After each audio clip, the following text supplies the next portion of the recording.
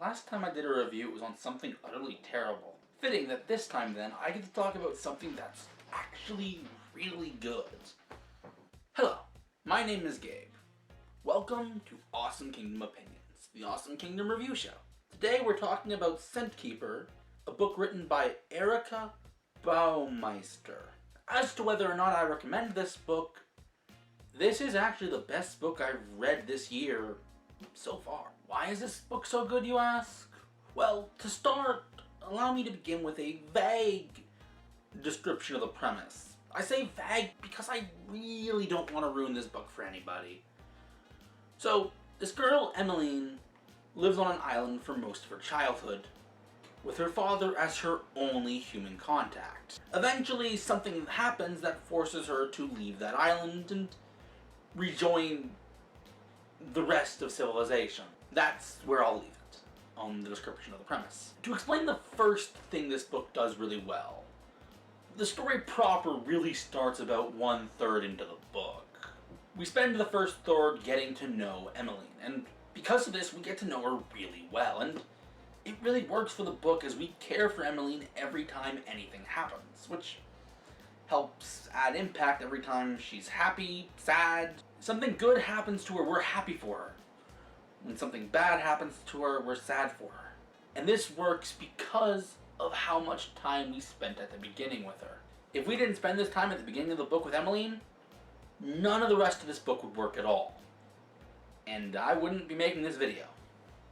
Before I get to the rest of the praise I'm going to give this book, I need to address the one thing this book kind of does badly. Now, to be fair, I don't think the book was trying to do this well, per se. I'll explain. The book sets up a few overarching mysteries of sorts. The problem is, the answer to these mysteries aren't really satisfying to us, the readers. They're kind of predictable, obvious, and in the end, they don't really matter to us.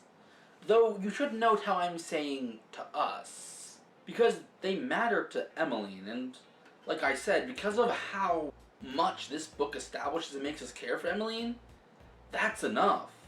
I want her to get these answers to the mysteries, even though I already know them. I want her to be happy, even when I know the answer isn't going to be. So when the answer inevitably isn't a good one, I feel it. Again, this is all because of how much we know Emmeline. Now that that's out of the way, we can finally move on to what I genuinely believe to be this book's biggest strength: relatability. To explain a bit of what I'm saying, I'm gonna have to go into vague detail of some plot points in the book. And I do mean really vague, but I imagine even so, some people might want to skip it.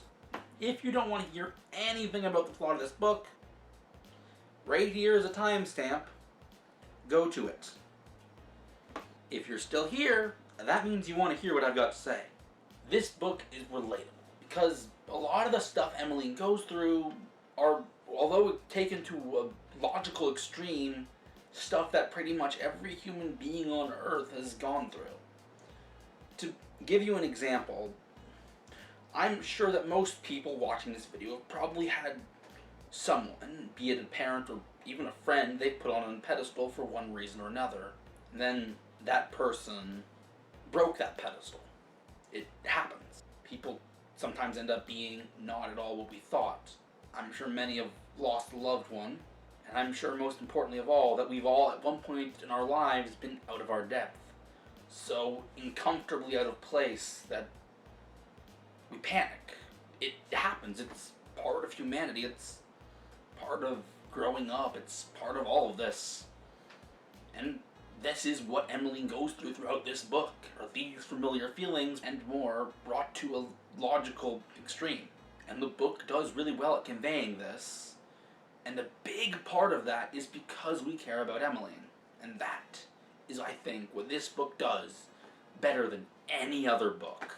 Now that's my main point, but I do have a few stray observations I thought I'd note. Things that are worth noting about this book. Number one, location. This book has several major locations, but names none of them. This book features 3 major locations. An island, a resort town, and a city. None of them get a name. Not the island at the beginning or the city at the end. They're just referred to as the island and the city respectively. And honestly, it kind of adds a mystique to everything. Though I imagine maybe you can find some clues in the landmarks mentioned in the book, though I didn't look that deep if I'm being honest. Next up, and finally, the last thing I want to point out is the ending. The ending might rub some people the wrong way.